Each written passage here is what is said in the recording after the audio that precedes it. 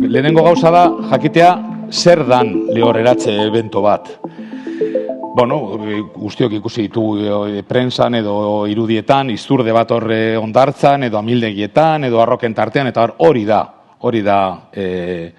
hilda dagoenean, da lehorreratze bat. Baina baita ere da, hiltzear dagoenean, edo ezin danean uretara bueltatu hori da ere lehorreratze bat. Gauza da, desberdina dela, eta edozein kasutan bietatik informazio oso baliogarria ateratzen dugu biologok.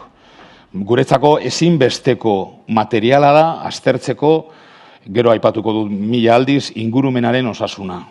Bai? Animalia hauek mugitzen dira pila bat, eta daude esposatuta uretan dauden kutsatzaile guztietara. Ikusten dugunean animalio berena da, ez egitea ezer.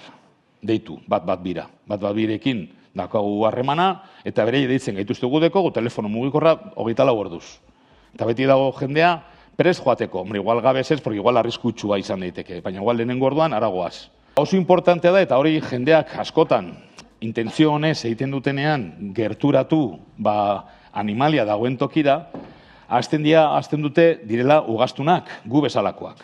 Eta askotan, lehorreratzen baldin badira, dira gaixotasunen bat daukatelako, ari direlako pairatzen, bai? Eta gaixotasun hori kutsakurra izan daiteke, transmititu dizagukete guri, horrelako gaixotasunen bat. Orduan, osasun publikoa egon behar da. Ezin dugu ikutu bada. Batzutan gertatu da, itxas-txakurrak edo fokak gerturatu, eta ez da maskota bat ere ez. Eta aginkadak, sekulako aginkadak emoten dituztela. Eta parasito asko daukate agoan, eta zauri bat gertatzerakoan, sekulako kutsadura izan dezakegu bakterianoa. Bai, gauza da, zaintzea animalia, eta ere zaintzea gure burua. Bai, hori importantea da. Zer dira lehorreratza? Lehen esan dugula, hori da lehorreratzea. Ikuste animalia, hor daude izurdeak, gehien bat izurdea lehorreratzen dira gure kostaldean. Gero esango izut zenbat eta non gertatzen direla. Hori ez da, batzutan ditzen gaituzte, eta egon zan hor kalamare erraldoi bat, hori ez da lehorreratze bat. Edo atune bat dagoela burua moztuta, edo jauzi dala itxasontzi batetik, hori ez da. Edo animalia bat dagoela hor lasai-lasai nabigatzen edo igeri egiten. Hau ediak gehien bat lehorreratzen diren espeziak. Izurde marraduna, eskerrean goian, izurde arrunta, eskuman, goian, eta izurde handia, eskerrean. Hor, irudian, behan, ikusten dira hilabeteak, noiz aurkitu ditugun, bai? Eta hau da, kantidadea, zenbat aurkitu ditugun. Gutxi gora bera, jarretzen dute profila berdina, gutxi gora bera. Izurde arrunta gehiago, igual gehiago daudelako, baina ikusten duzue, dana batuta, dekogu informazioa jakiteko Euskal Herriko kostaldean, lehorreratze gehienak gertatzen dira, otsaila, martxo eta apirila betartean. Beste azterketa bat egin dugula izan da, jakiteko gure kostaldean zeintzu diren hotspotak, puntu gorriak, non gehien ikusten diren lehorreratzeak. Lehenengoa da Donostia. Donostia, Zumaia, Zarauz, Getxo, Sopela, Getari, Ibarrengelu, Bermeo, Mutriku, Muskiz, daki hori dira gehien bat jasotzen dituztenak.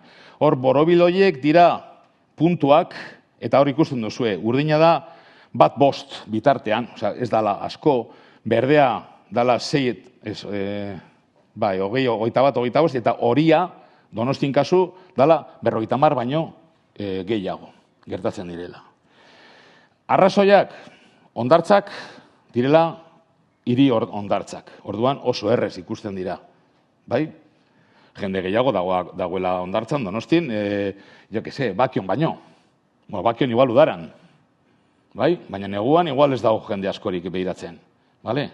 Horrek ez du esan nahi batzutan bertan lehorreratzen direla dagoelako arrazoi ez dakitzen nolako arrazoia, marko inkomparable. Gerta daitekena da, gehiago ikusten ditugulako. Edo hondartza bat, baino gehiago daudelako Donostin ere. Eta Donosti bizi da, itsasori begira. Gero badago puntu bat, lehorrean, baina hori da Murueta, hori da Urdebaiko itsasadarrean. Eta gero badago beste puntu bat hor, dala justu La Gaviota plataformarena. Biziri baldin badaude animaliak zer egin behar dugu. Baloratu egoera. Egoera honean baldin badaude, ez ikutu. 0. Deitu. Bat dira. Eta soilik ikusi, noski, zuon laguntza, guztion laguntza, ezinbestekoa da. Egiteko jarraipena, ikusteko zelan dagoen, zelan evoluzionatzen dagoen animaliaren egoera. Hor dago gisajoa, dago foka bat. Askotan fokak ez daude lehorreratuta, daude lehorrean. Bai, daude deskansatzen. Sekulako ikaitza baldin badago itsasoan, gu bezala, gisajoa datoz ondartzara lasai egotera. Eta esan dakoa lehenengo, ez da maskota bat, ezin dugu ferekatu. Bai, bas bada. Gaizki baldin badago, abisatu, edo bizirik baldin badago, diputazioak abisatu. Bueno, bat diren bitartez, eta gero, badaude Bizkaian dago zentru bat, eta Gipuzkoan badago beste zentru bat. Bale? Eta harremana daukagu biokin. Bale? Batez ere, gero zaintza emoteko. Baina kasu honetan, azkenengo urte hauetan, zaintza emondula akuariumak. Donostiko akuariumak, hor daude lagunak, eta beraiek dira, hain zuzen ere, hoien arduradunak. Zaintza eta gero askatzea. Gu kolaboratzen dugu beraiekin, baina importantea da hori, bizirik baldin badaude, itxoin, eta ez ikutu, ez itxasoratu, eta ez eraman ezer sare sozialetara.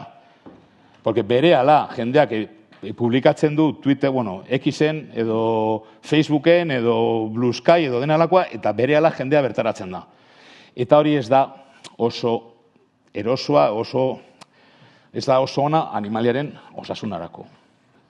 Eta normalen horrelako dortokak heltzen direnean, akuariumean zaintza emoten zaie, antibiotikoak emoten zaie, jan emoten zaie, eta dakatenean tamaina egokia eta sasoi egokian askatzen dira.